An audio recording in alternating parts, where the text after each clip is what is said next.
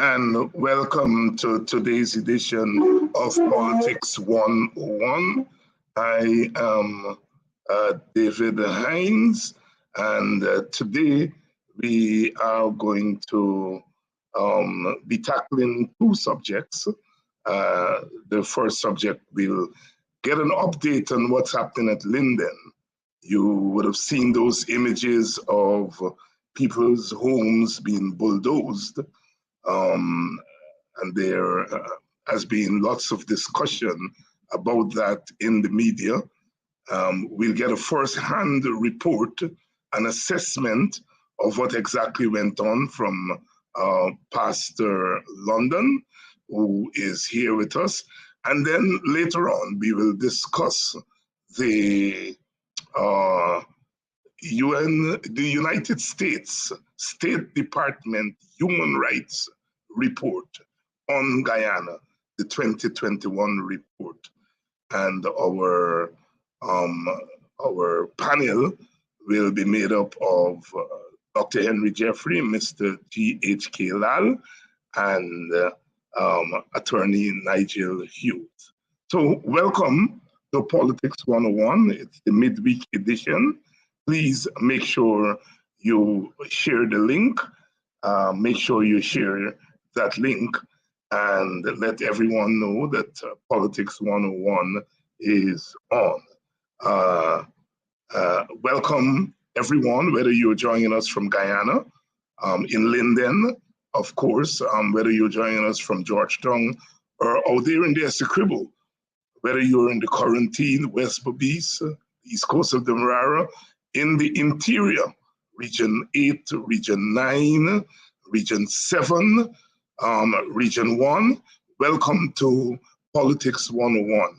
And for those of you joining us from the wider Caribbean, a special welcome to you, Barbados, Trinidad and Tobago, Antigua, but the Bahamas, where lots of Guyanese are. If you're in St. Kitts Nevis, a special shout out to you. There, of course, lots of fireworks in St. Kitts Nevis as the government has potentially fallen and there is likely to be elections there. As you know, there was a three-party coalition there in St. Kitts Nevis, and the leader of the coalition refused to bring his two partners into the decision-making process, and they rebelled. Unlike Guyana, those parties moved a vote of no confidence in the Prime Minister, and the rest is history. So if you're there in St. Kitts Nevis, special welcome to you. Lots of similarities there to the experience of coalition here in Guyana. Welcome to you, those of you joining us from North America, the United States of America, Brooklyn, Queens, Washington, D.C. If you're joining us from Canada, a special welcome to you. And for those of you joining us from Europe, especially in the United Kingdom, well, not especially, but most of you who join us from the continent there are in the United Kingdom. And those of you who are in France, a special welcome to you. Quite a week. Many of you would have seen that video with Aubrey Norton and Mr.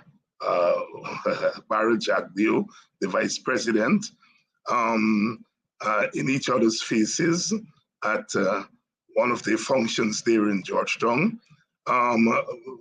Diverse responses. Some people felt it was a kind of brawl that was unbecoming of our leaders. Others felt it was just the kind of thing that they wanted to see Aubrey Norton do, to get in the face of the PPP leaders, and they hope that that could be translated into more forthright action on the part of the opposition. Mr. Norton did in response to Mr. Jagdeo, who asked him to walk with his SOPs at the debate. Mr. Norton said he will also walk with, and ask Mr. Jagdeo to walk with a copy of the observation report. And that observation report is, of course, a report coming out of the recount. And if you read this morning's paper, the Kaito News, if you read the Peeping Tom column, and there are several PPP Toms, well, at least more than one. There was definitely a PPP Peeping Tom. And the PPP Peeping Tom this morning acknowledged that there is a report, an observation report, acknowledged that there is another narrative about what happened at the election. And it was the first time we saw a PPP source in 2 years acknowledge that there is another narrative, that in addition to the Mingo narrative, there is also the narrative of the recount. Those of you who remember, the police said that there were people who voted on election day and they provided the records to GCOM. There were all those anomalies. And what the PPP and the others were able to do in the 2 years was not to touch that at all, as if it doesn't exist. And for the first time today, after Norton uttered those words on that video, the PPP acknowledged that there is the recount report, but of course they said that, that was discounted because people came forward and said that they were not in Guyana. They were in Guyana when it was the PPP, the PNC suggested that they were not in Guyana. So there's some developments. This morning, Mr. Winston Jordan, of course, was called in by Suku, and there was a demonstration in front of Suku. Many people are saying it's good to see people out on the streets registering their concern. And later on, there was a demonstration in support of Mr. Trevor Benn, who is facing the wrath of some of his colleagues who have voted no confidence in him and a stewardship of the credit union there, the public service union. We are going to have Mr. Ben on tomorrow night. He will be on here tomorrow night to give us his side of the story. What is behind those calls for his removal? And he will also tell us what he has done with that credit union since assuming the leadership. Again, welcome and good evening to you.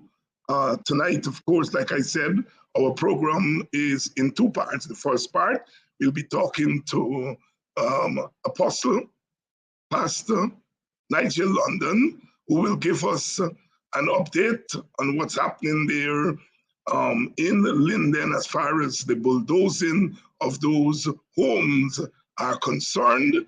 And then later on, we'll have the interview dealing with the United States State Department report, to 2021 report, and we'll have our usual panel, Mr. G.H.K. Lal, Dr. Henry Jeffrey, and they will be joined by attorney at law, Mr. Nigel Hughes. So please make sure you share that link as we welcome for the first interview, Mr. Pastor Nigel London. Pastor London, Apostle London, welcome. Thank you. Thank you so much for having me. Good evening to you and your viewers. It's always a pleasure to share this moment with you, and I appreciate the invitation. Thank you so much. And thank you very much. We do appreciate you making the time to come on to deal with this issue. You were among the first persons to make public photographs of what actually took place on that day. But give us a background. Obviously, the bulldozers didn't come just like that on that day. There had to be a build-up to that moment. Talk to us. And I appreciate your asking about the background to this, because many people miss the fact that, as you rightly said, this doesn't just happen in one moment. A few days or weeks before, the said bulldozer or the team would have been on person's farmland, and they were demolishing trees and crops and so on, saying that there was some encumbrance. Now, that was not on a large scale. They didn't get to anybody's houses, but they were moving through the area. And I was in there to see about the situation and to inquire as to what is happening. And I encountered a team from Central Housing and Planning Authority who said that they're pushing a road through this community or this area, and they had need of the space. So as time progressed, they obviously got to a stage where they were now approaching people's dwelling places. Persons had structures like fences and foundations and so on. So they got to that area. But because there was no significant resistance in the first instant when they went to the farm, it's obvious that maybe the people had no problem with their structures being demolished. So the people, the Central Housing and Planning Authority and the contractor who would have had the bulldozer working, they just continued to plow along because there was no alarm raised. I said it in the first case. Where are the elected officials? I called for where's the mayor and these people, because if there's a road being pushed through this area, I would like to think that someone from local government will be informed, the Regional Democratic Council will be informed, and more so the members of parliament would know that something's about to happen, something of this magnitude. There was nothing said from them when people's farmlands were being destroyed. But the farmers apparently accepted and said, okay, then we'll go ahead and they could do what they're doing, because somehow it was said only a few feet would be removed. But now that they got to people's dwelling places, and this began to happen, when they knocked the house down, yet again, Dr. Hines, I had to be on social media, which is my means of communicating with the nation and others across the world. And I said on that day again, where are the elected officials? You cannot tell me that you're about to destroy somebody's house now. Not soursop trees, not lime plants. You're about to knock a woman's house and another person's house down in the pouring rain. And the mayor doesn't know. The deputy mayor doesn't know. The regional chairman doesn't know. The two members of parliament do not know. All of the councillors, local and regional, do not know. So what is happening to Linden then? How do we have all these activities occurring in our region and our town, and nobody seems to know what is happening? So this indeed was not an overnight action. It started with the farmland being plowed down, and then it transitioned to people's houses being demolished. And even when the houses were being demolished, we still did not have a word from the mayor, from the deputy mayor, from the two members of parliament, from the councillors and the regional chairman. It was after I went live and spoke to this, that's when people at party discovered something's happening in the back there. They rebuilt the houses ever since, some of them, one house as a matter of fact, but I got news today that as expected, the dozers are going back into bulldozers again. As expected. Who rebuilt the houses? A team, Mr. Member Parliament Figuera. And, okay. They a team of people went in there. I think a men's group in there as well. And they got donations from the community, and they started to rebuild. Now, for me, I knew there'd been an issue, because if housing is saying that there's an encumbrance and you put the structure right there, there would always be a challenge. So tell me something, Apostle. If you're building a road in a community like Linden, a big community, Central Housing and Planning, you would have had to plan for a long time, give people enough notice. It's normal for when these things happen that people will resist. If you live somewhere, you have your farm there, and the government comes and tells you, look, you got to move, you're of course going to resist. One expects that the government would go in along with other representatives of the community and sit down and talk to the people, reason with them, probably discuss with them compensation. Did any of that happen? Of course, you were saying that the officials in the town didn't know anything. Was there any discussion between central housing and planning with the residents? No, to my knowledge, there was not. There would have been some interactions in that some persons, for example, one individual showed me, and I published the notice addressed to Mr. and Mrs. Owner. That's how impersonal these people are. Mr. and Mrs. Owner. Wow. You have the 5th of May, they said it was sent to the person on Indian arrival day. And listen, you have until the 12th to remove the structure. But on the 6th, the structures were demolished. On the 6th, the day after, it was demolished. And now I'm hearing that, okay, I realized that the letter was signed by the Secretary of Central Housing Planning Authority and not the enforcement officer. They have an enforcement officer who's responsible for that task, not even him. So there's so many things and pieces here to be put together in this situation.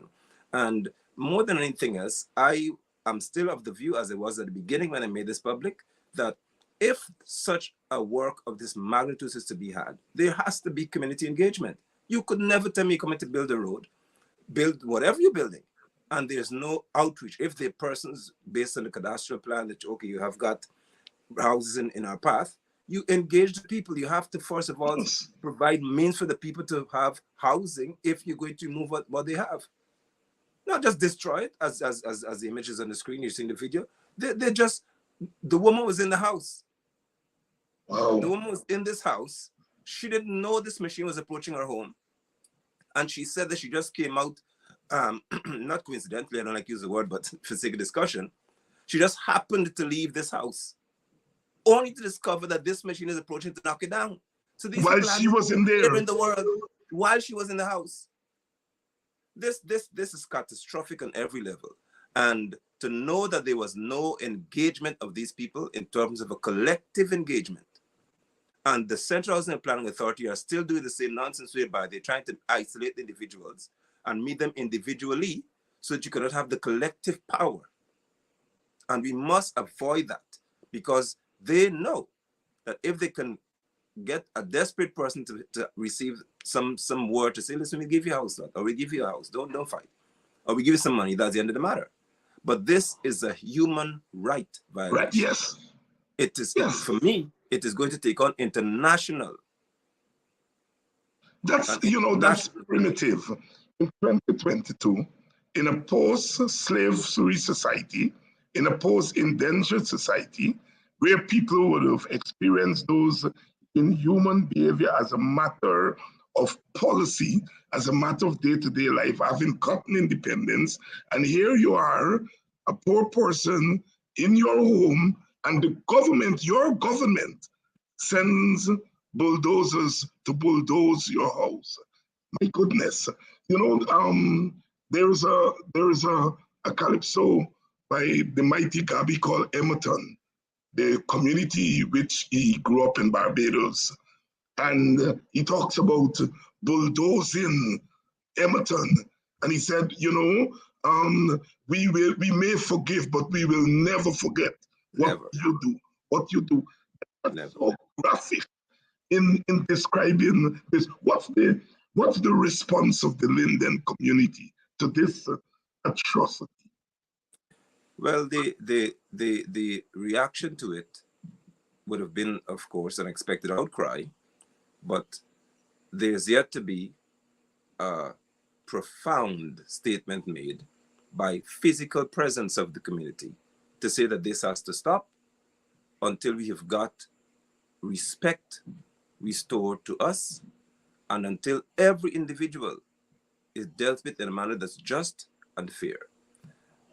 The organization of a reaction seems to be moving at a snail's pace, but as I've said, what I intend to do, and I've initiated that process, is I intend to reach out to the Women and Gender Equality Commission.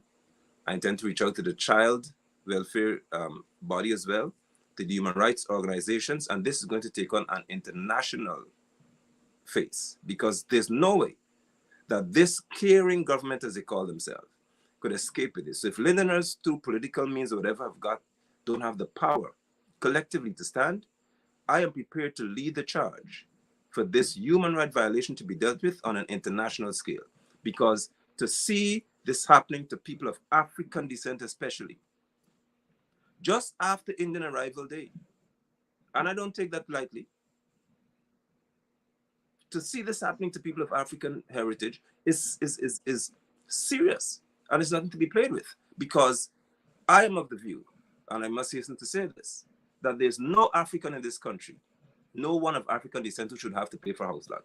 We are the only group who are dragged here. Of course, you're historians, I don't want to seek to insult your intelligence, but for the sake of the audience, the Africans were brought here. We didn't come here some arrangement, some deal. So why should I have to pay for a house lot when this is supposed to be at least some form of reparation for Africans and their descendants? We should not have to pay for anything. So to bulldoze the house of an African makes it even worse for me. And I'm not prepared to roll over and have this happen. But our members of parliament have, apparently, from what I'm hearing, they sought to take the approach of rebuilding whatever was demolished and say, well, the people have to keep knocking it down. To me, that doesn't make any sense. They have to stop, period. And we have to sit at the table as a community. I don't want an individual meeting here. Sit as a community, have a town meeting with the minister responsible for housing, with social services people, with Central Housing and Planning Authority.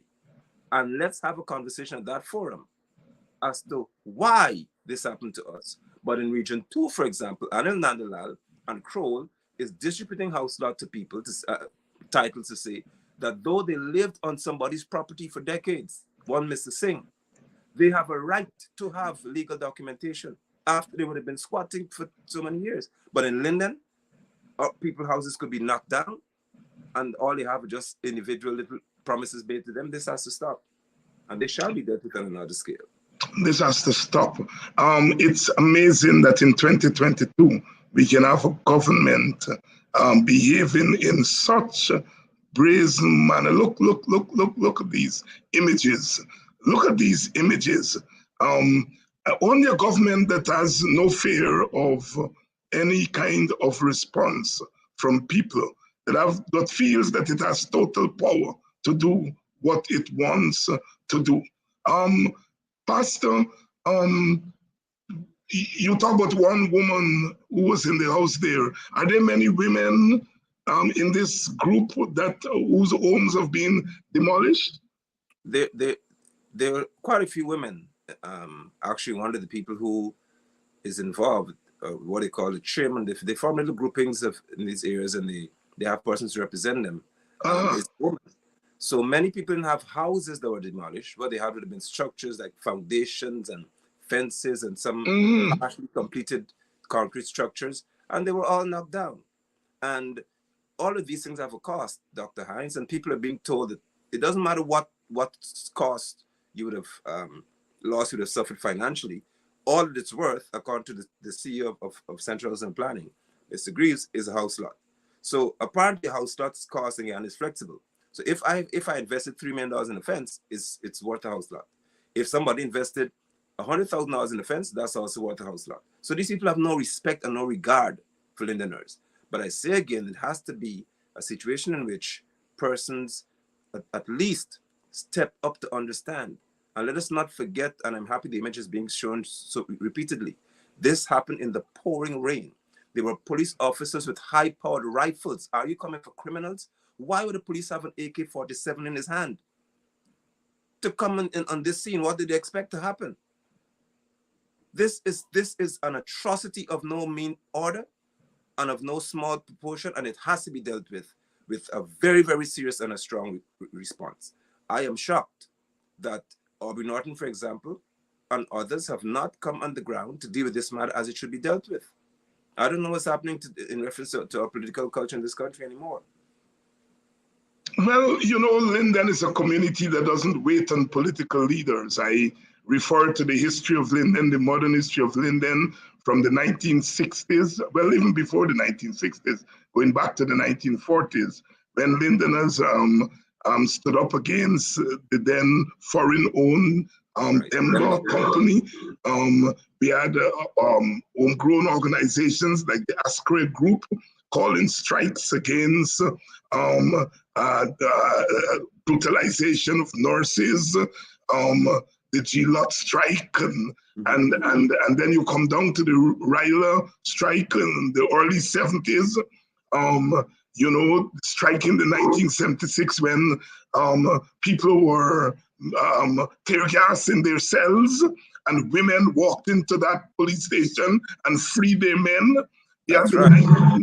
Yes, we had the 1983 food strikes that started in Linden when Mr. Leach fell down on the job one morning and Linden came out.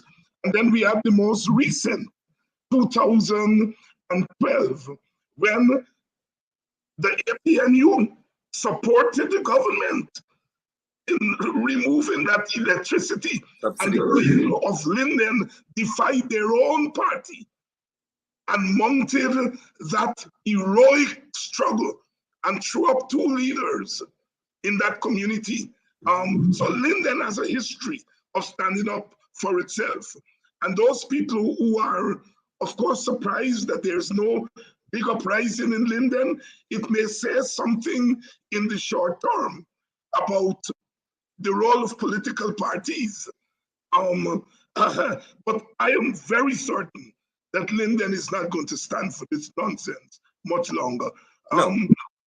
Apostle, thank you so much for highlighting this issue, and thank you so much for giving leadership in this hour, and that once again, Linden is targeted. Linden is targeted in the most primitive way, and of course, the government is behaving as though it doesn't care. Any closing thoughts for our audience? Anything that I haven't asked that you think we should know?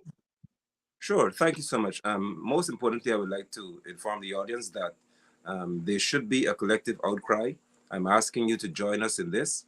The persons who are affected, although they may promise you, make promises of some degree of compensation, it is still an act, or was an act, of your human rights being violated.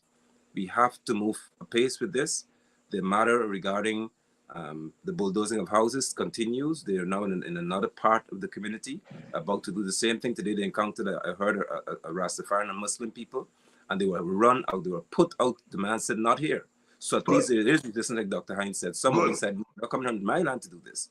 And they tried to negotiate, of course. So I will keep you informed via social media.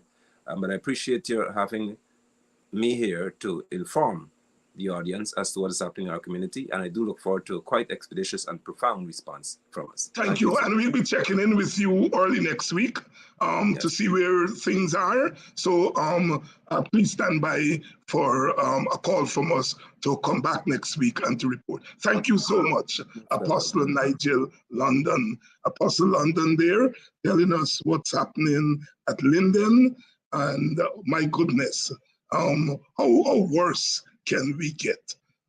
We're going to be discussing tonight the Human Rights Report, the U.S. State Department Human Rights Report.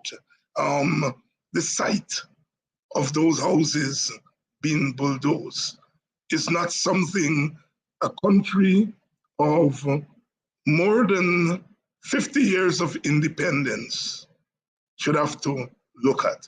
Tell you what, we're going to take a short break, and when we come back, we're going to have our all-star team, Henry Jeffrey, G.H.K. Lal, and Nigel Hughes, who are going to join us to discuss that report on Guyana, that human rights report on Guyana put together by the United States State Department. Of course, we know that at the time of the elections impasse in 2020, some of us said that it was a disputed election. And so rather than go through the pain of installing a government, let us have an interim power sharing government even if for just a couple of years, to give the society some time to breathe and to take care of lots of the issues and questions that were being raised in those 5 months. The PPP, of course, said no. The US government of that time slapped sanctions on one contestant in the election and paved the way for the installation of the present government. Less than 2 years later, the very United States State Department said that the government was installed. The USAID report said it was a disputed election and that there should be a power sharing government. It was exactly that, what some of us were saying in 2020 when we were deemed to be supporters of Reagan. The US State Department has said it was the government was installed. USAID report said it was a disputed election and that there should be a power sharing government. David Hines and Vincent Alexander, I think Henry Jeffrey, certainly Mr. Lowenfield said, here are my results. This thing is inconclusive based on what I have learned. We were called supporters of Reagan. Are you going to call the US State Department and the USAID supporters of Reagan? We'll talk about that, and we will get into the meat of the report when we come back after the short break.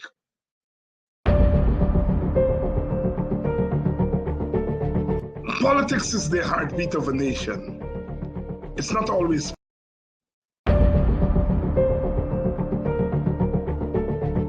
Politics is the heartbeat of a nation. It's not always pleasant, you know. Politics can be very nasty, as we know. But politics is necessary, it's essential. Politics is about who gets what, when, and how. And although it's a nasty thing sometimes, we have to turn it into something that is pleasant. And on Politics 101, we try to do that. We try to engage the issues. We try to ask questions. More than that, we are mobilizing our people because, you know, information and knowledge are essential to a functioning society, to a functioning democracy. Democracy is not just about elections and good governance. It's also about an informed citizen and informed people. And that's what we do on Politics 101. We try to inform you, but we do so not by just giving raw information. We do so by a critical analysis. We ask questions.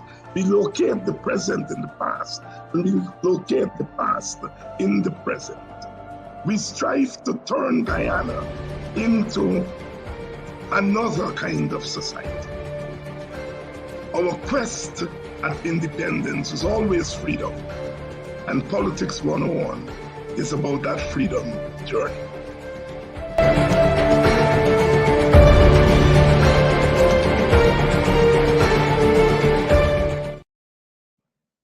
Welcome back to Politics 101, and we want to say thanks to our operator and producer, Mr. Andrew Weeks, who is just a wizard when it comes to putting these things together. Believe it or not, I had very little to do with that production except doing the recording, and it was his creative imagination that put that message together. Politics, why we do politics, what we do here on Politics 101. With that, let me welcome for the big interview tonight our panel, Mr. GHK Lal, who has recently joined us and has become quite a resource for us. Dr. Henry Jeffrey, who is always saying it like it is, telling us to our faces the truth that we sometimes try not to confront. And Mr. Nigel Hughes, who I call the busiest lawyer here in our Guyana. Gentlemen, welcome to Politics 101. Thank you very much. Thank you. Good evening. Thank you, David. Why should we bother with a human rights report coming from the United States of America? Why is it significant, or why is it not significant? Why are we talking about that on Politics 101? I start with you, GHK Lal. Well, human rights is central to our way of life. It is central to how we exist and coexist as citizens, and as citizens under what is supposed to be a democracy and a democratic government. So therefore, human rights is relevant from that perspective in terms of how the constitutional ideals and provisions are adhered to. When it comes from the United States State Department, the people who have been so intimately and intricately involved in our elections throughout our history, and particularly the last one, it makes for more resonance. It should get more hearing. It should get more traction from whether we agree with it or whether we don't. Because one, we want to see on the score or scale of human rights how Guyana has shaped up under this new government, and what does the United States have to say about it. The United States has taken upon itself to be this moral authority, this moral arbiter, via the human rights conduit, the human rights umbrella, and to share with the world how it sees what we are doing here. And I'm particularly interested and impacted and influenced by what this thing has to say, because I feel it is based on so much of our reality. Nigel Hughes, why should we be talking about this report? I think GHK touched on it. America has been very influential in the developments, particularly the political developments of Guyana, since they assumed control for this hemisphere from the British back in the 40s, 50s, and therefore whatever their views, GHK said, has a resonance. I think it's perhaps, my view, maybe a little stronger than that.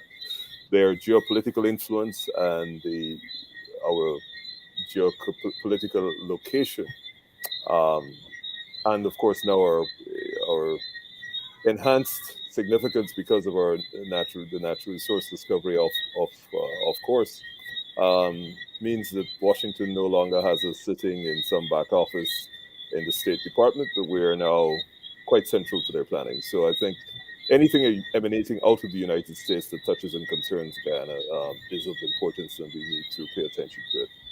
Why now? I'm sure we will discuss that later. Thank you very much, Nigel. Dr. Jeffrey? Well, largely because the American took responsibility from the Monroe Doctrine. They said essentially, nobody's coming into this region and do anything funny without our consent. The Guyana-Venezuela border dispute was only solved peacefully because the Americans said to the British, you are not going to the Orinoco and take any land unilaterally.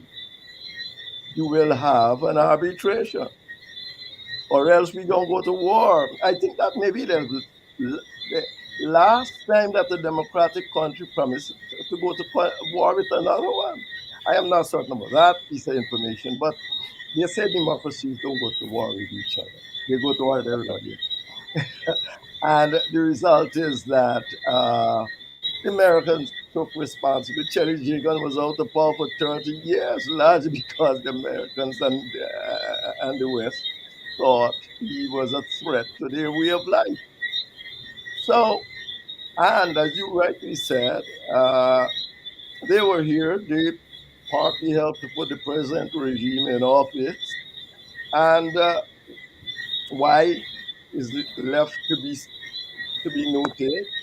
But now they have spoken. The new regime in America, new views maybe in Guyana, and so they are the powerhouse.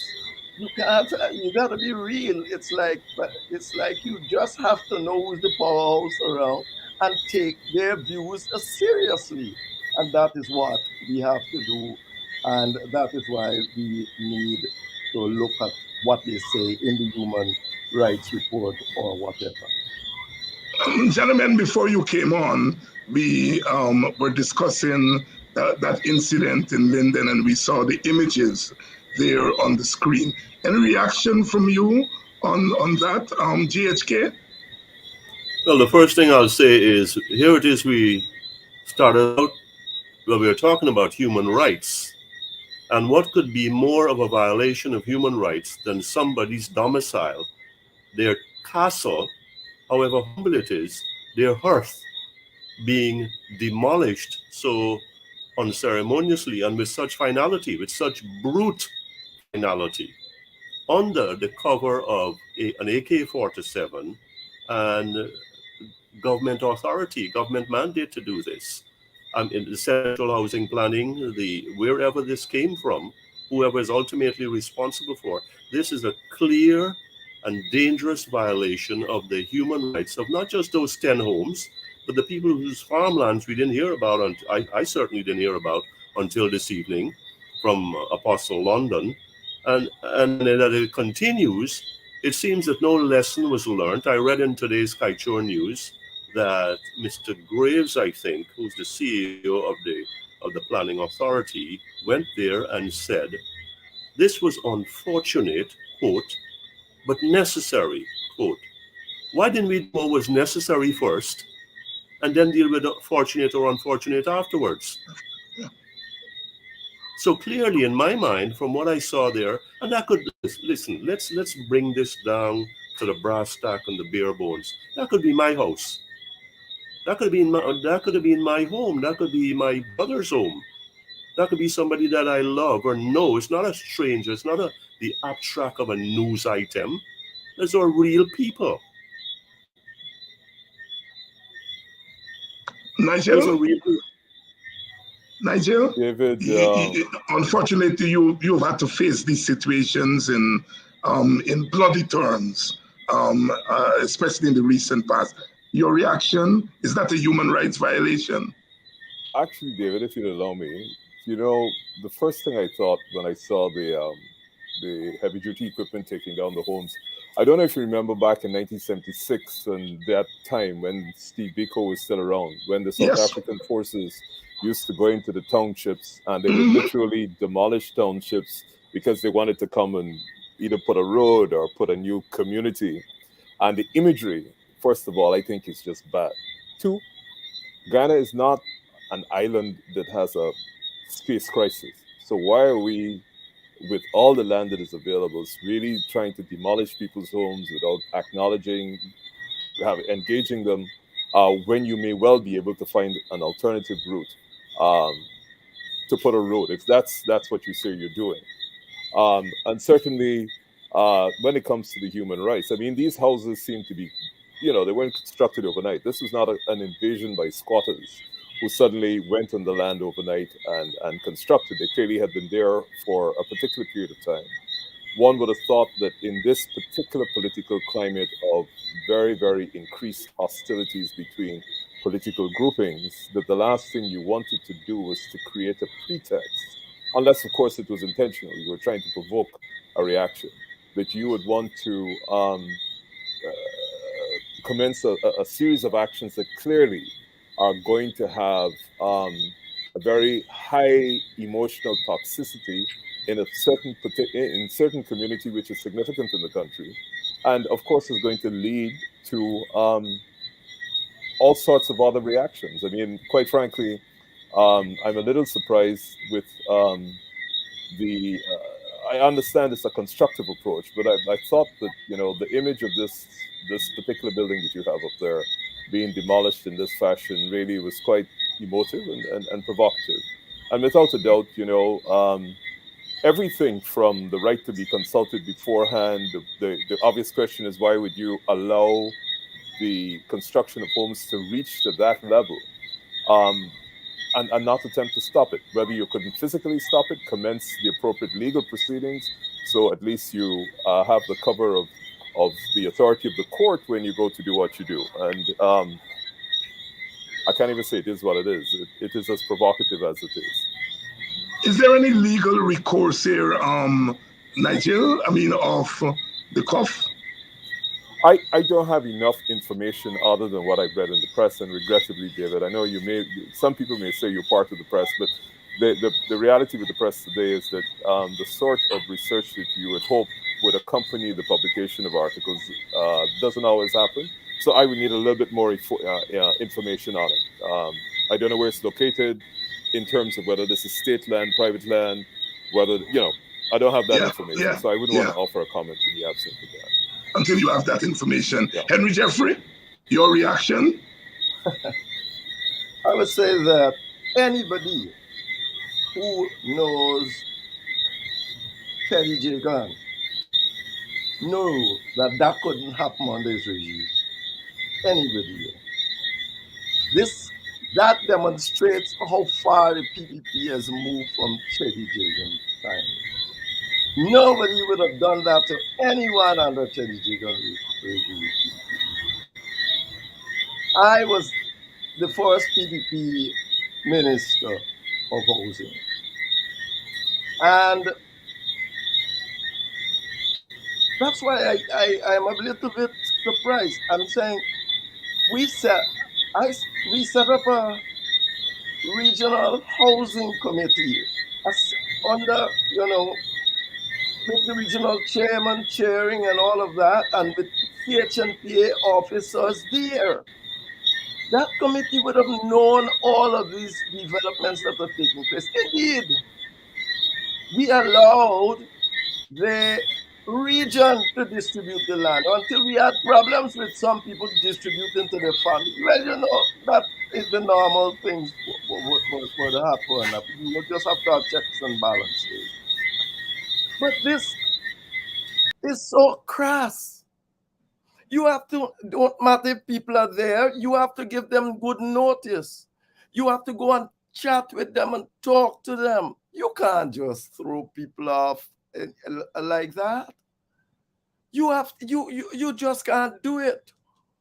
Human rights is not just about what is law. It is what about just. And that cannot be just for a woman to be in her house like that and being bulldozed and thrown away. But I don't like discussing these issues because let me tell you something. You know what this issue demonstrates, or why this happened? It happened because it cost the government nothing politically. Yes, yeah. That's why it happens. It cost the government absolutely nothing. They wouldn't lose one vote because of it. That's why it happened. Indeed, it might gain them votes, they believe, to demonstrate that they are the bad people in town. They can do what they like. So now your supporters will feel that if you ain't go with the BBP, you ain't get nothing.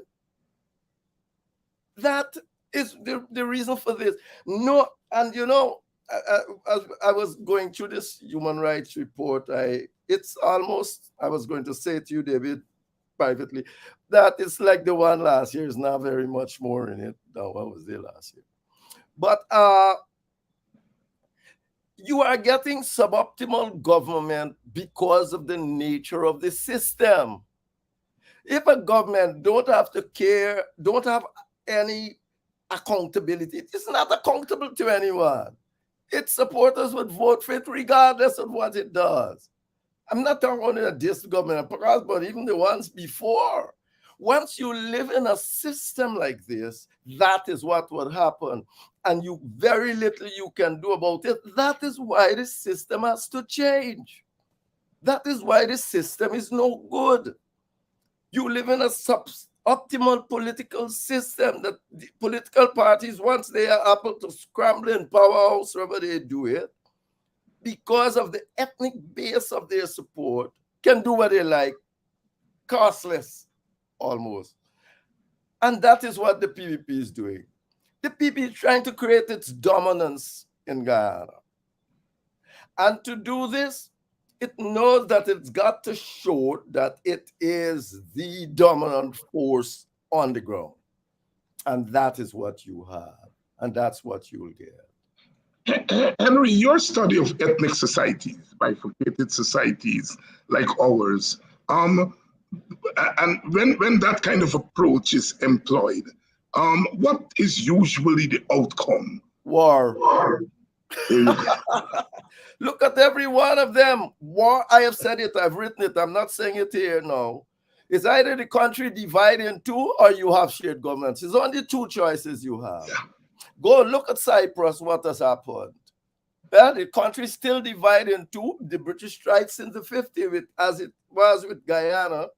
And they came together for a bit, but then they fall out again. And now the country, it's still under the United Nations, one country, but they divided by Greek Cypriot and Turkish Cypriot. They are even ruling each other. Look at Northern Ireland. What has happened? They went to war until they go and have shared government. That is the way. That is the way. And you know, this is not something. It's not an option. It's not an option. When you have two large ethnic groups struggling for power, it's like having, let's say we try to sell it, we're going to join up with Barbados. And we said we're going to have a majoritarian system. The Barbadians will say, what? The old constitution's got to be different. You can't have no majoritarian constitution. That means Guyanese cannot vote us in everything. Well, you have two large ethnic groups here doing the same thing. And believe me, they don't want to be ruled by each other. They don't have any confidence in the leadership of the other side. And there is only, well, two ways. Dictatorship of one form or the other, war or something, or the division of the country. That's it. I've never seen it different. GSK, let's get our teeth into the report proper. What's your general reaction as you go through the contents of the report? Well, it certainly has hit some high notes here. Things that have touched me. I didn't know too much about the Peter Headley murder, but I certainly followed the Orrin Boston development in Dartmouth. And so that one struck me. The discrimination in the public service, particularly as it impacts one ethnicity, mainly Afro-Guyanese, because people have come to me and I know of people who are being discriminated against because of where they are, of who they are. And thirdly, this thing about the freedom to participate, there was a heading of that in the electoral process. You can't tell me, and we'll touch upon that, I'm just giving you the overview of my thoughts. Yes. Now. You can't tell me you have, or I have, as a PNC supporter, as a coalition supporter, the freedom to participate as I wish in Guyana's political process. And then because I've lost, because I hosted somebody at my home, or I participated in some program, or I went on the street peacefully, that I'm suddenly out of a job. So that's where I want to go with this. And I think of two people. One is Dr. Vincent Adams, and there's some other, he's very public. And the others are ones that I will not name, but I know there are quite a few who have been, so one, the extra legal, two, the political process and the participation in there, and three, the discrimination in the public service as it impacts one particular segment of our society, but specifically Afro-Guyanese. Nigel, you know, I asked you to come on to this program because as I read that report, I see your name and your work and your advocacy and your defense of human dignity and human rights written all over there, all over that report. Your reactions? You're not. You're not hearing me?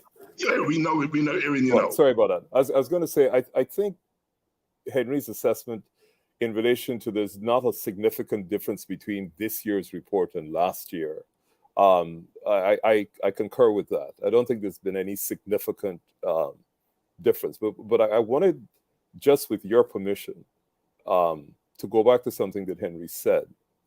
And he has been leading the discussion, and he has mentioned tonight a topic that unfortunately may not be politically correct to discuss, but I believe every mature nation needs to discuss all options. And he put three of them. Either we try to work this out, we go to war, and war I think is an inevitable consequence, and it's not a Guyana situation. If you put you put anybody in these circumstances, the consequence is obvious. Or the third one, which for some reason nobody wants to discuss, is whether or not we can find a way to peacefully coexist separately. Because if we want to be mature, we need to at least consider that option, if only for the purpose of dismissing it. That may lead to a different approach to the other two. So I'm happy that the academics like Henry are beginning to bring that to the fore, because that is inevitably going to have to come into the discussion. And whether the thought leaders want to take it there, the man in the street who is the recipient of the discrimination is going to say, here, now this thing ain't working. We have a range of other options. And so let's see how we can get there. And it is almost as if we have placed ourselves, after whatever the 60 to 70 years, right back to 53 to 50 to 64 in the country. And we've done this voluntarily. We have voluntarily walked ourselves back. And the only thing is that people are saying, oh, you can't say these things, you can't discuss it. The reality is, if a significant part of your population, correctly or incorrectly, have a particular perception of how they're treated and excluded from the benefits of the nation, the reaction is going to be inevitable. You don't need to be a political scientist to work that out. The question is going to be when and how. The people in Tunisia, prior to that person having a municipal problem, never would have said that they thought the Arab Spring was possible, and certainly that it would start in Tunisia. So, it's sad that I think with the sort of information we have, the sort of intellectual capacity we have available to us both domestically and internationally, we can't see what the obvious is coming. So I just wanted to say to Henry that I'm happy that he has used this forum to say, these are options, these are things that we need to talk about it. And if unpleasant as some of them may be, they need to be raised, if just for the purpose of dismissing them after a comprehensive discussion on it. Thank you there, Nigel. Let me start with you there with the extrajudicial killings that were mentioned there. You know some of those cases intimately. The country is aware of those incidents. Where are things at the moment? The Henry boys, the and Harish thing, the Peter Headley case, and where things stand at the moment. Again, David, I hate to make this comparison. Buxton, Shaka Blair. Shaka Blair, way back. Special squad went into his house in front of the mother of his children and shot him dead. You move from Shaka Blair to Orange Boston. Special squad goes into the house. His wife is lying next to him. Remove his children, shoot him, and kill him. That is where we are. So when you ask me where we are, they are almost identical, parallel situations. Shaka Blair, which led to all the difficulties that occurred on the East Coast and throughout the country, he died in almost identical circumstances as are in Boston. Absolutely. So when you ask me where we are either back or we are starting that same cycle again. Henry Jeffrey. Yeah, Henry. You've already said that the report is no different, but what stands out for you? Well, what stood out for me, I mean, these are what I call micro, but important issues to people. One of the ones that stood out to me was the whole question of the pre-trial numbers in prison. Imagine you are some 46% of the prison population is there for pre-trial, not even tried. I mean, that's shocking. It could be you. I'm thinking, this is shocking. And, and then when I saw this number, what came to me next was to realize that those chaps with Perry Mars, 6 years after, only now they're coming to be tried. Yes. I mean, that is frightening.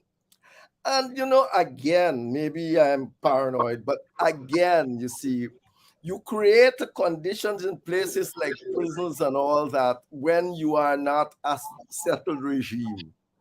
People scared to go to a prison. You go to prison, you go in the worst place possible. So you don't have to send the police to them. You have a sort of environment that makes them say, I didn't want to go to prison.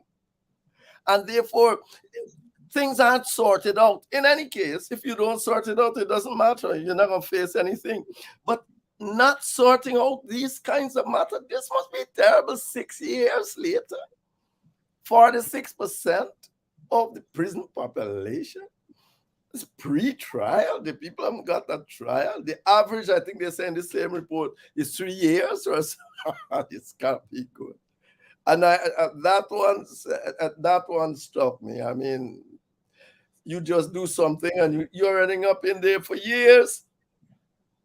Yes, when I read this morning or yesterday's papers and I saw these youngsters are now coming to trial, I had forgotten about that because I thought that case was dispensed with a long time.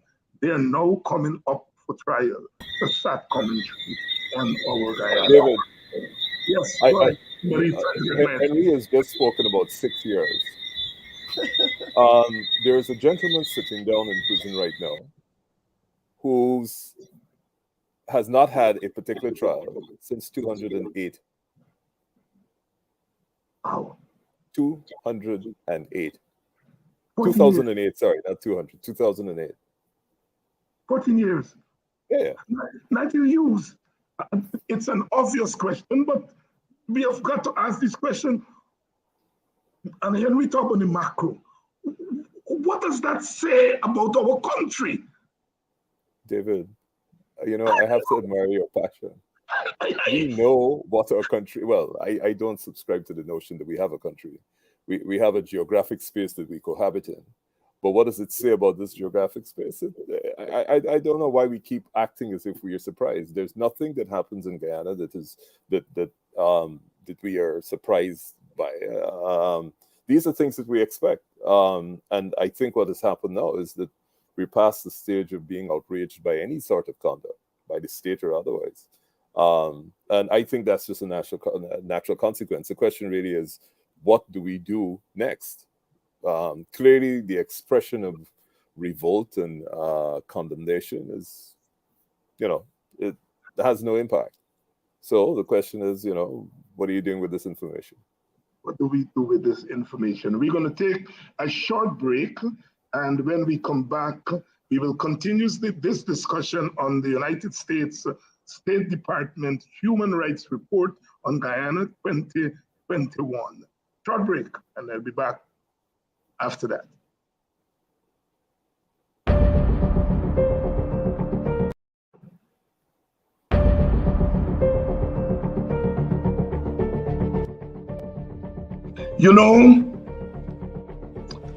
People ask me all the time, why do you do this?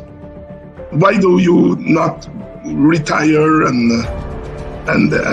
read books and write fancy academic papers?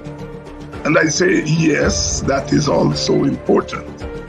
But what is more important is that I was given an opportunity to read books in the first place, to engage with ideas, because of the sacrifices of ordinary people. And so part of scholarship must be given back to the people in the form of public engagement. I see myself as a public scholar, what we call an activist scholar or a scholar activist, who's always trying to use the knowledge that is gained from reading books, from observing people in their communities, in their society, and giving them back, in the words of a UC Kwayana, giving them back to the people as a political nourishment and by extension, cultural nourishment. That's what I'm about. It's about being that public scholar whose work is not just confined to the classroom, but that classroom is extended to the public space. I'm David Hunt.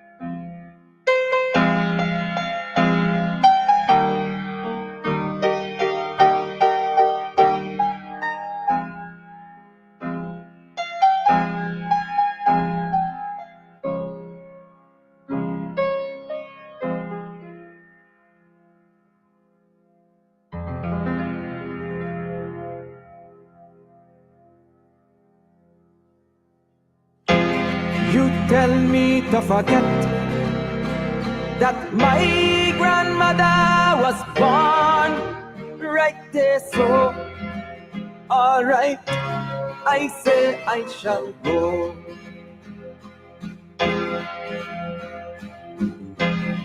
You tell me to forget, it is there I want my own children to grow. Alright, I say I shall go. But I hope you understand how I feel back Emerton, my homeland, my homeland, my homeland.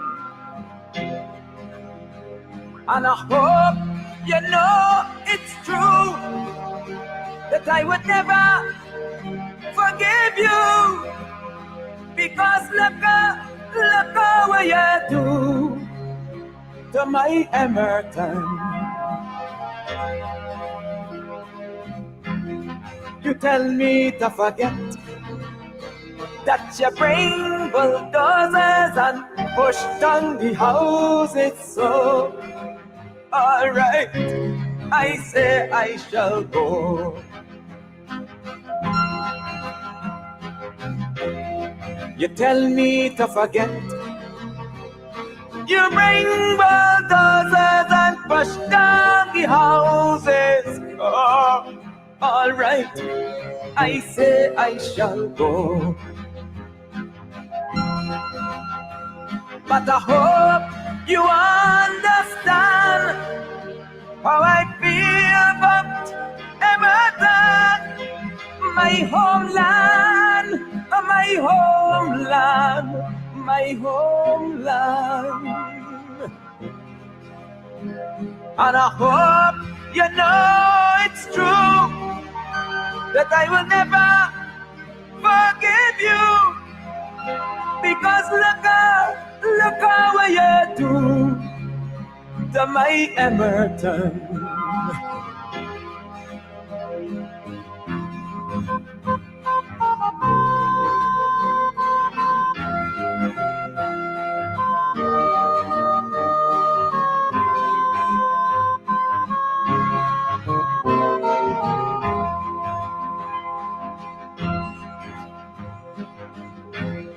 You tell me to forget, that you uproot my people and scatter them to and fro.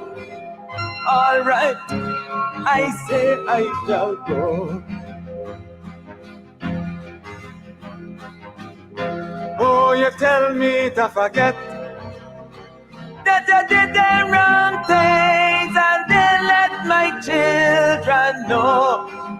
All right, I say I shall go. But I hope you understand how I feel about Emerton, my homeland, my homeland, my homeland. And I hope you know it's true that I would never, never, never, never forgive you. Because look what you do to my Emerton. You tell me to forget, and that my grandmother was born right there, so all right, I say I shall go. All right, I say I shall go. All right, I say I shall go. All right, I say I shall go. All right, I say I shall go.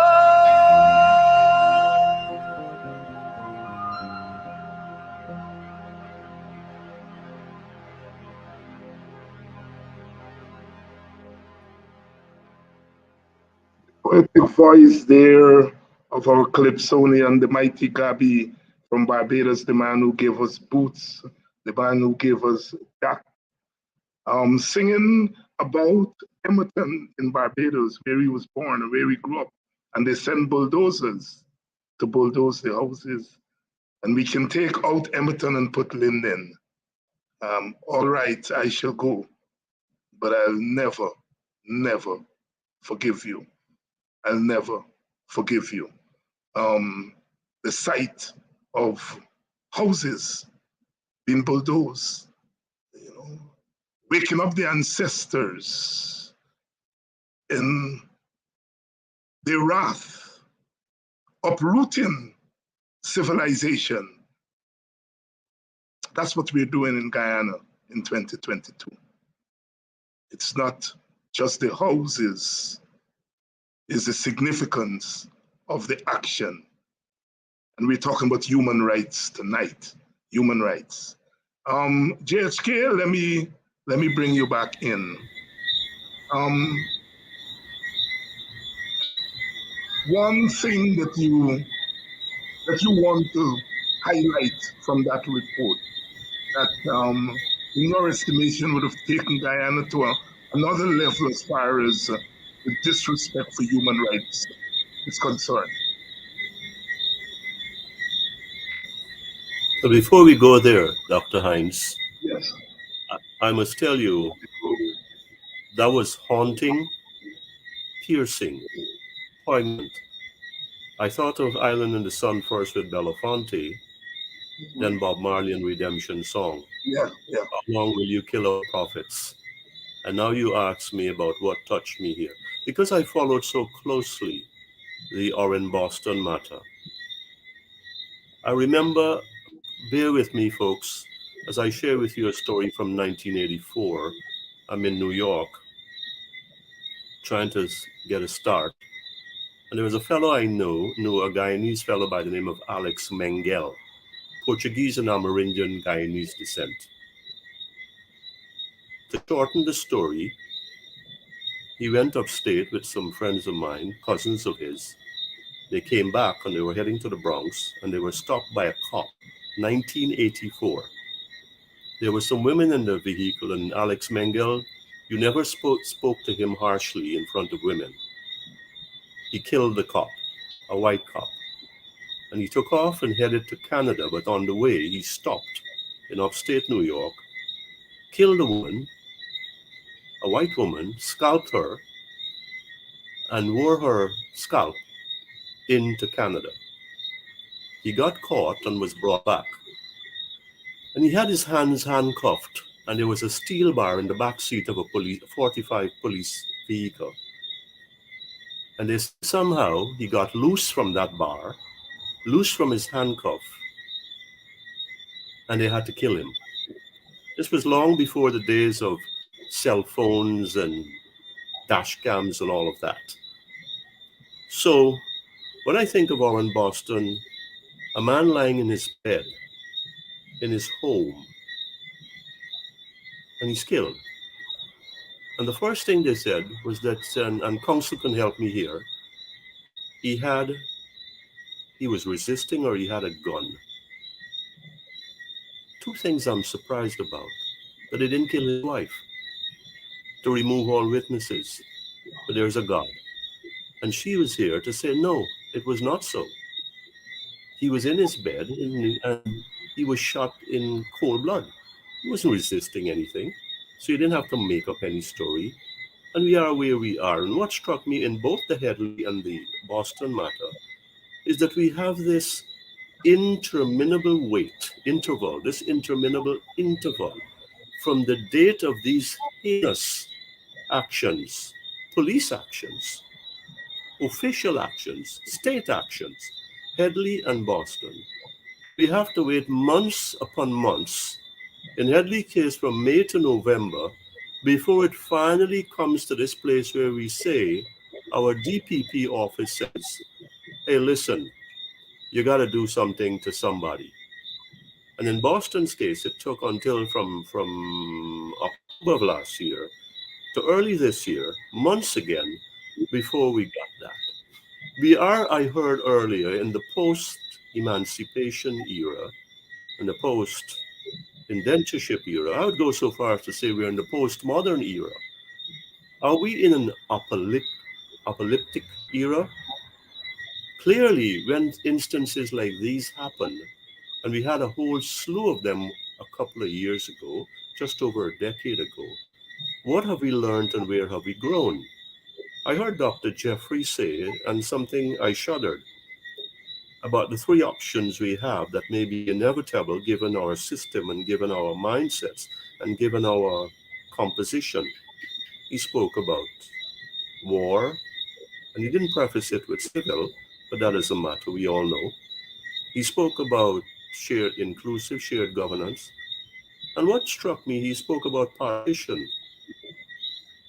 And about almost 10 years ago, and Council, I can't remember if you wrote the preface or foreword for that, but it was titled Sitting on a Racial Volcano, and it's almost 10 years ago,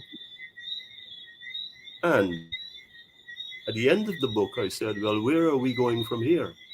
How do we come out of this morass? And partition was what I placed before the guy in his public. As much as I hate it, I didn't come back from the land of milk and honey to the green grass of home to be in a partitioned land.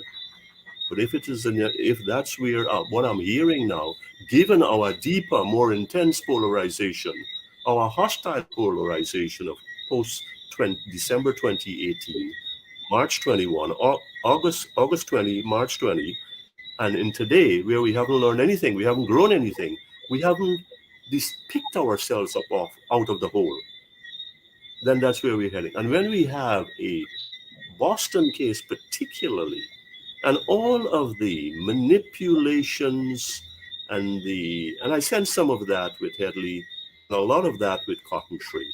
And I say to myself, this here is striking at the core, not just of our values and our virtues, whether we have them or not, but of our pathos, the tragedy of what this land is and how we are caught up in this maelstrom and we seem to not know the answer. And I don't take that. That's a cop-out.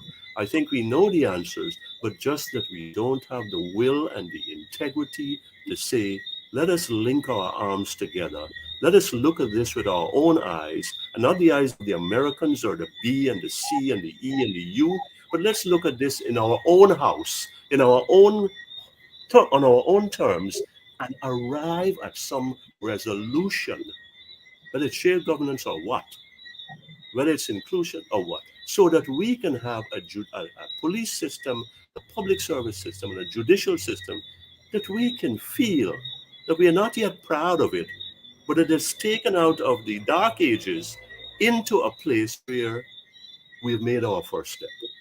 So the Oran Boston issue brings together, coalesces all this together into this coherent place where I'm saying, are we lost? And I believe if we continue this road, and I see the bulldozer, I read and hear, and now I see the bulldozer in Linden and the backstory behind it, and I say, yes, we are lost. And unless we pull ourselves up by the bootstraps, we ain't going anywhere. The problem with pulling yourselves up with the bootstraps, you must have some kind of boots on. And it seems that we don't even have the boots on. Nigel, um,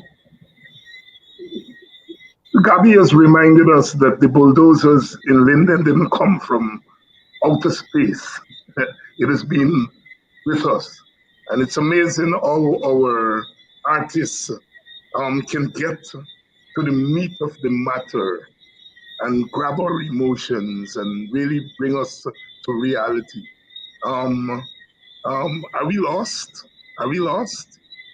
I heard what Gabriel said.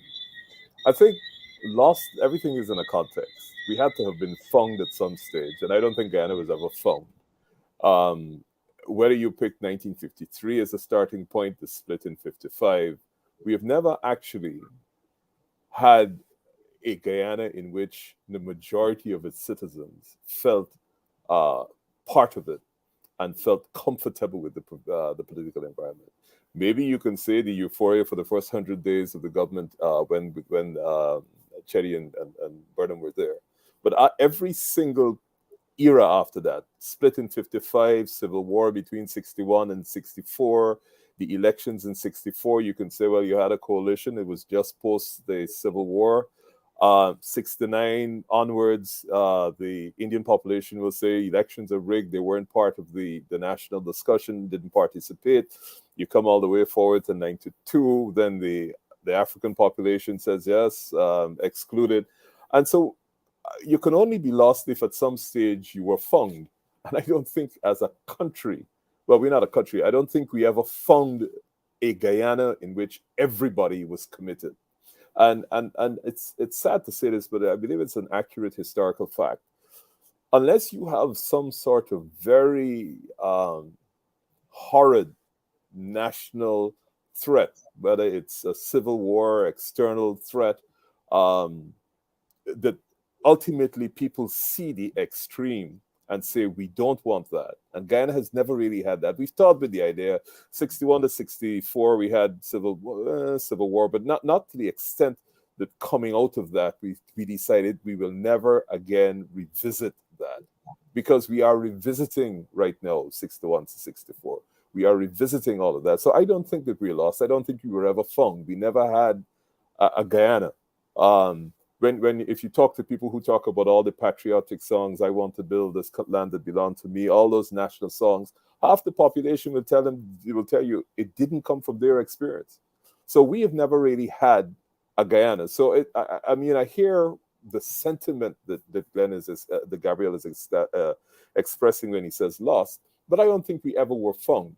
And if you want to go all the way back to the roots of Guyana, the Africans got brought here, late 1500s, 1585 or something like that. There were no indigenous people on the coast. And it's just been a brutal history. The British took labor from one of their colonies in India, brought them here. But we never had the American moment where we said, no taxation, no representation. We're going to war against the British. We want independence. We've never had that. So I don't know that we're lost. I think we're still trying to find a Guyana. It's still a geographic space. I don't think we've ever found it.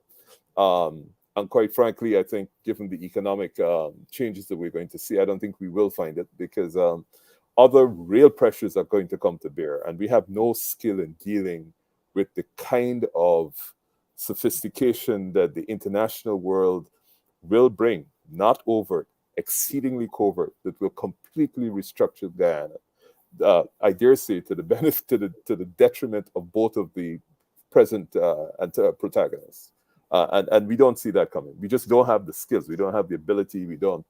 We can't even begin to analyze the economics. This is not about a physical fight about space. This is about, will your people actually be in a position where they get the true benefit of, the resources we have. And Geoffrey, we started by pointing to the role of the Americans, historically, but particularly at the last elections.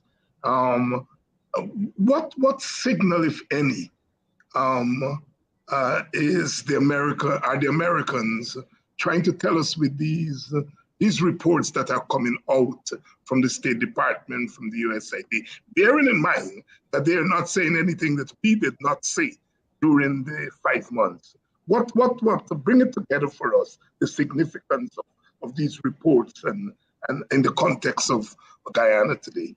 Let me put it for you in the context of wanting to move on.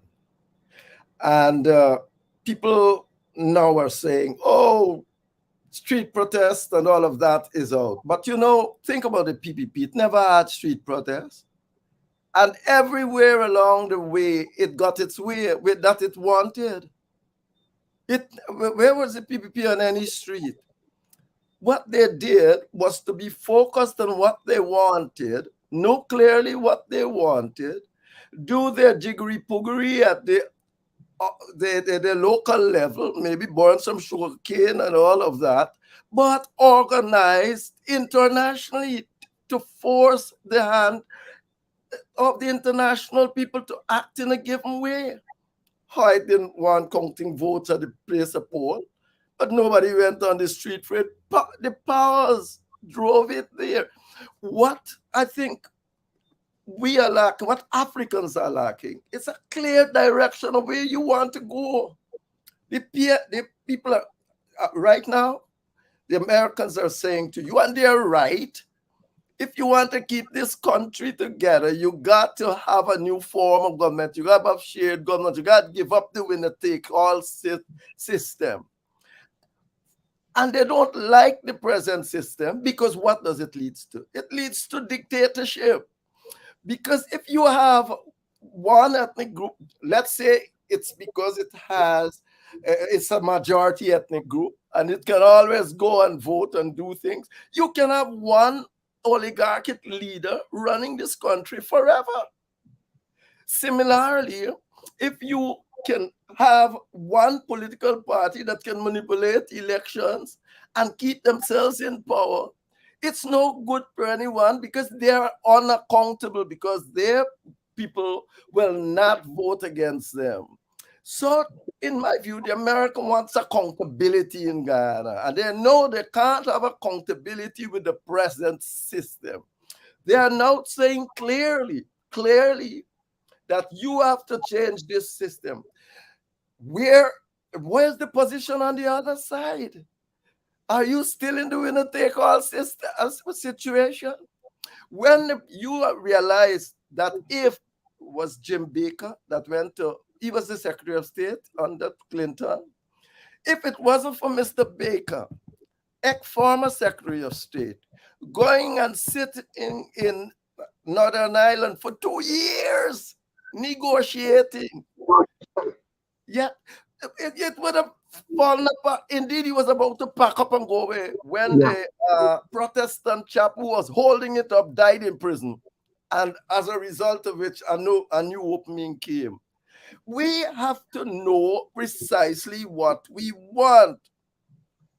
And that is the problem. Do you want to still go along with this winner-take-all system? If that's what you want, we're going to continue as we are, because it's not going to work.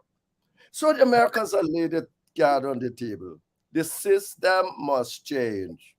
It is whether or not, and remember, these are elite matters.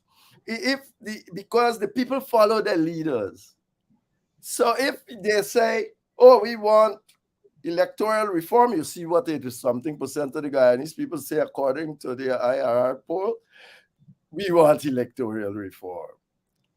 So effectively, it's an elite arrangement. You have to get to the elite to drive this process.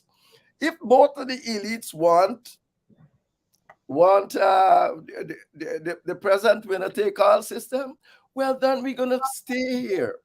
It does not mean, of course, that if that is wrong, you must necessarily follow it and run with it. But you must recognize it. What the PNC and their group need to do is to determine what they want now. What do they want? No, I'm not certain. Do they just want to continue with this winner-take-all system? Hope that they're going to win the election by 1-seat majority? Hope, of course, and then run the government? The Indian people don't want them and we in the same confusion? This is where we are. The people, the Americans are the power in this region. They have defined what they think should happen here. It's for us and the leadership here to go and take something that's good for Ghana. And it's for us, like you and me, David, to continue fighting and show the way, Nigel, of what should happen. Not to go and talk nothing about foolishness about inclusive governance. What is inclusive governance? Inclusive governance can mean simply talking to you, to joining up with you. It's a continuum. It's nonsense. Inclusive government, when you say I want inclusive governance, what do you want? What level of inclusion? Does it mean shared governance? Does it mean just talking to me, call me to a meeting and say, oh, I need to consult you, I consulted you, that's all? It's nonsense. It's not specific in any way. And therefore, when you talk about inclusive governance, you are being too elusive. You have to know what you want. PPP wants inclusive governance, but because they believe it will go along all the time, year in, year out, with them in power. So you asked the question, I told you. The West has spoken. It's for you to determine where you want to go. Yes, I had the same question to you as you go through the human rights report, as you have read other recent reports by the Americans. What's the signal to your mind?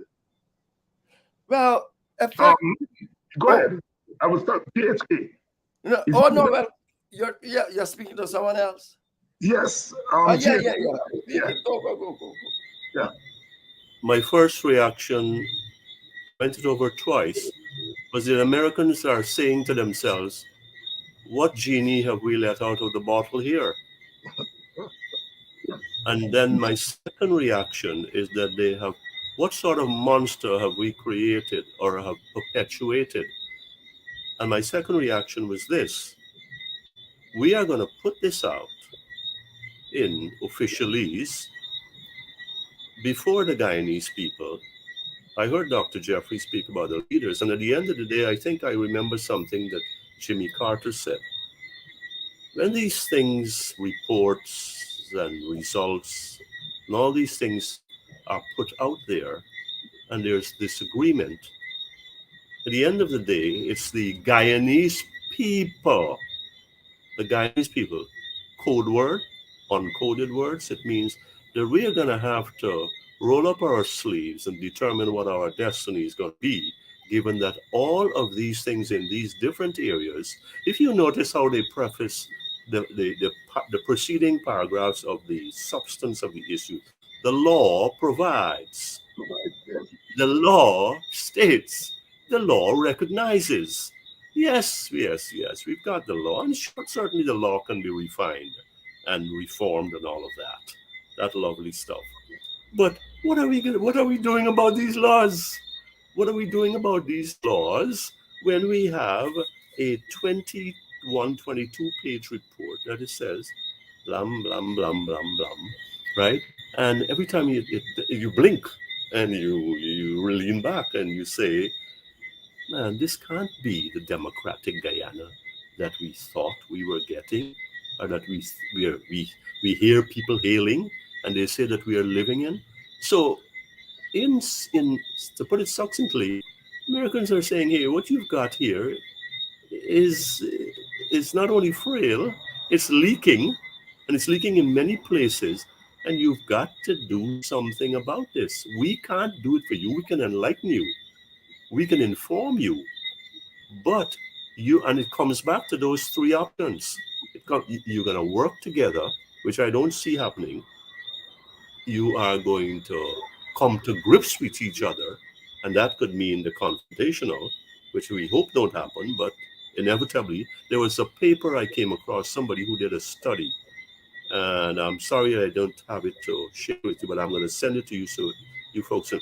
And they said, in the societies that came to war, that hated word, there were all these underpinnings where ethnicities felt that they were left out, where there was these constant abuses and violations, human rights, constitutional rights, whatever they were.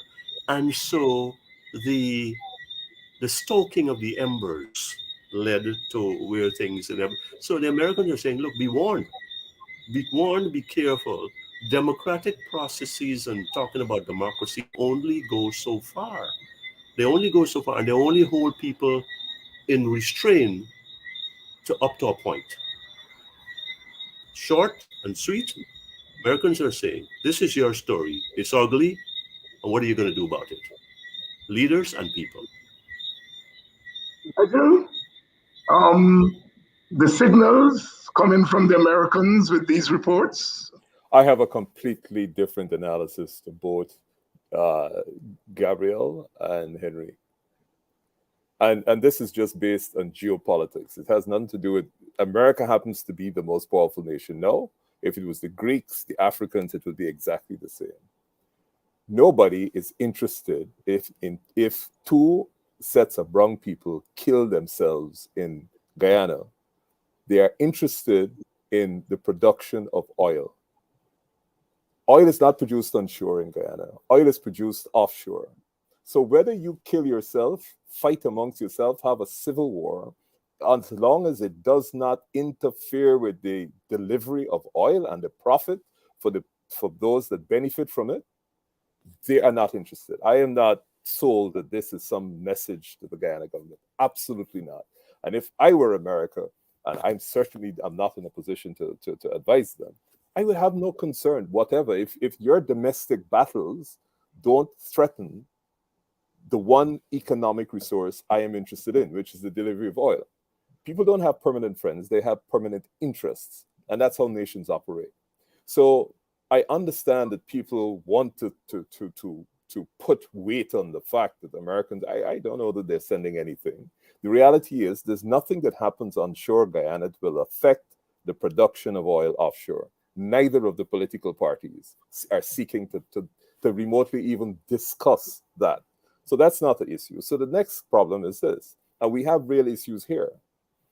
If Venezuela becomes democratic and there's a regime change in Venezuela, let's say next week, the decision is the hard economic decision, not a political decision. The politics follows the economics.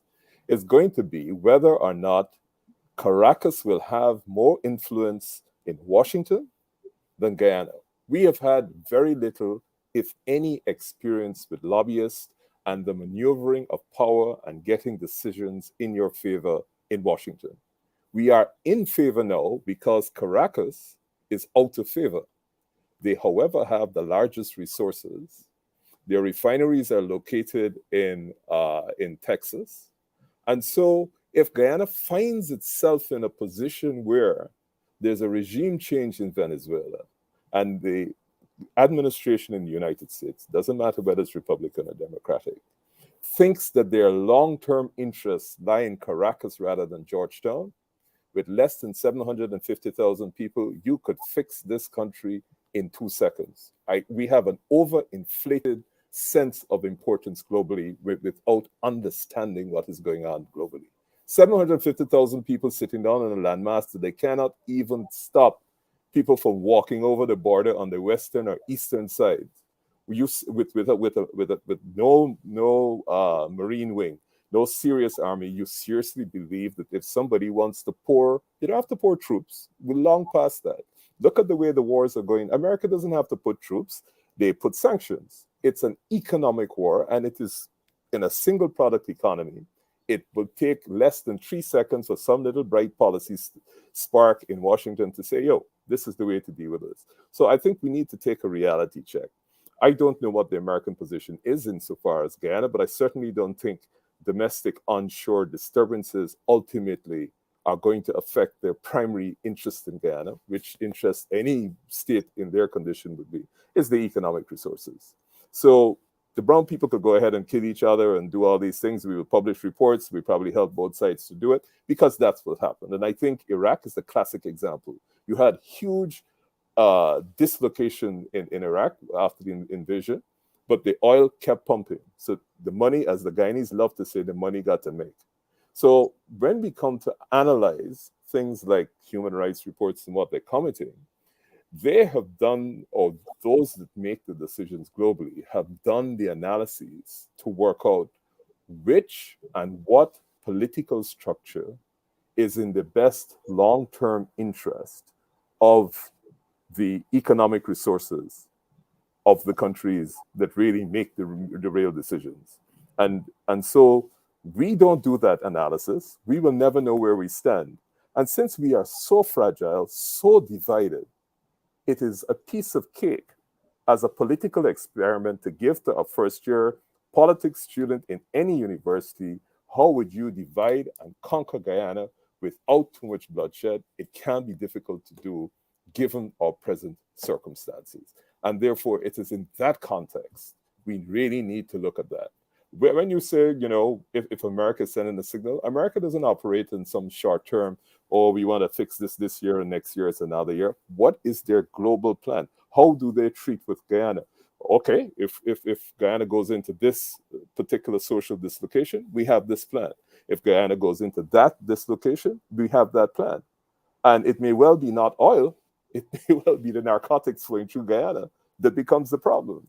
So I hear my friends when they say that, you know, they may be sending a signal, but there's so many other moving parts in that analysis to really come to any sort of position as in relation to what the State Department is saying here, that I have a different view. As of views, Henry Jeffrey, GHK Lal, it's been quite a... Henry, you want to... Yeah, go right ahead. I want to, because Nigel seems to want to make the point that the framework of governance in Guyana, remember, all this oil is still owned by the Guyanese people. It's offshore. No, it doesn't matter. That's where it's drilled. But No. that is what... One question, Henry. Yeah. The day a politician remotely sung like he's going to nationalize, my friend. He just got a song like he's going to nationalize. I understand Baby that. Party finished. I understand, but you don't want to wait, have a dictatorship build up in Guyana, and wait till a dictator determines that he's going to nationalize. You have to, and furthermore... A la Chavez. Aye.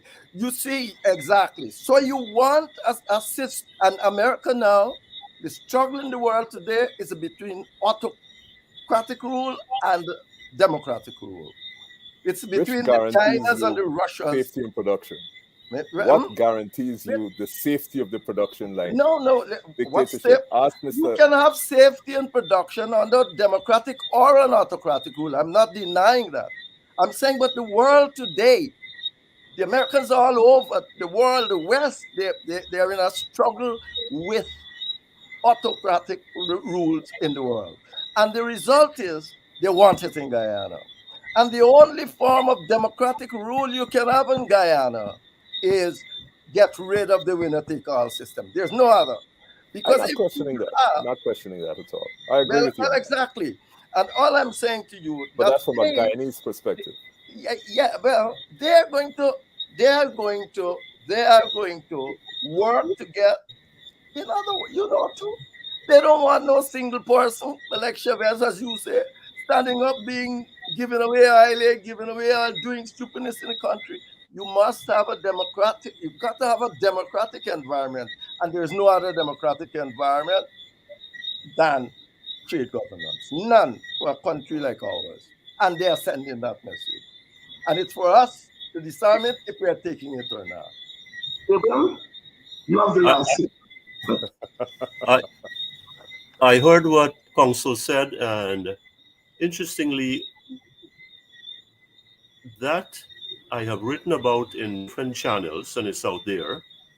Peace and stability to guarantee the uninterrupted flow of this asset to where it should be going for the benefit of Americans' interests is paramount.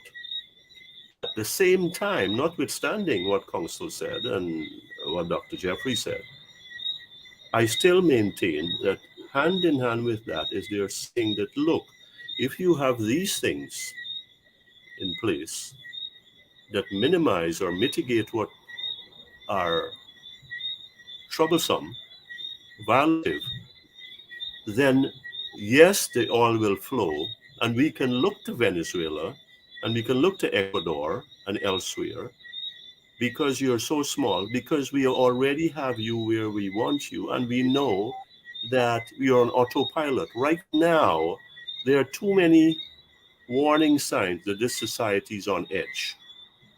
And I think that militates against the peace and stability that is desired for the free flow of this oil. Yes, I hear you, Council, about no permanent friends and permanent interests. That goes back to which one of them, Lord Palmerston or one of the others, but yeah, the Foreign Secretary. So yes, it's certainly relevant. They couldn't care less about us.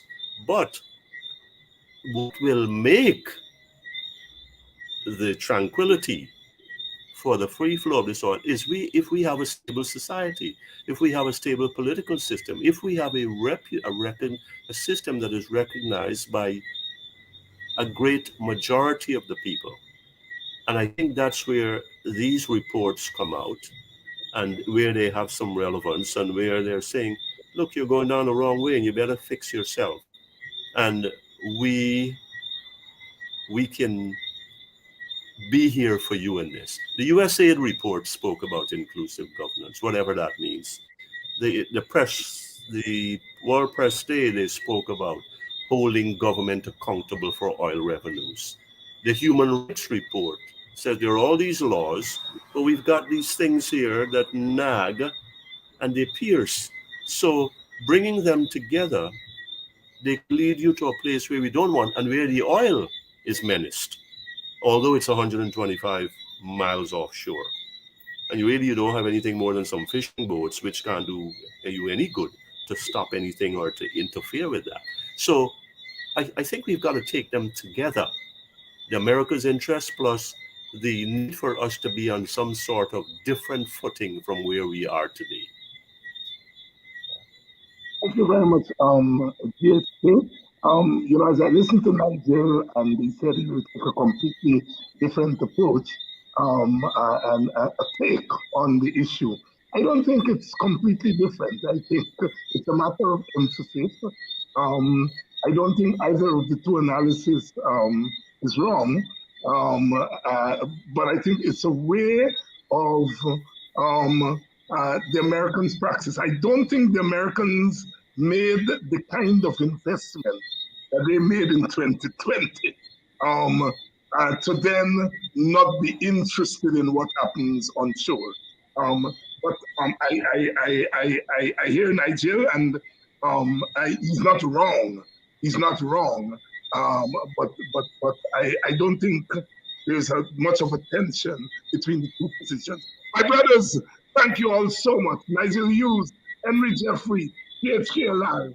As usual, the comments here say it all. It's been one of those interventions that can only move our people to think a little bit more deeply about our state of affairs. Tomorrow night, we're going to have Mr. Who are we having tomorrow night? Trevor Ben. Mr. Trevor Ben is going to be on tomorrow night to deal with the issue of trying to break up that credit union there at PSU. So make sure you come out tomorrow night to hear from Trevor Ben. Good night, and see you tomorrow night. Please help keep Politics 101 on social. Please help keep Politics 101 on social media and broadcast television. If you are in North America, please donate via Cash App or PayPal. If you are in Guyana and the Caribbean and don't have access to Cash App and PayPal, email your pledge to dhines6106@aol.com and we will direct you how to get your donation to us. Thank you in advance for your donation.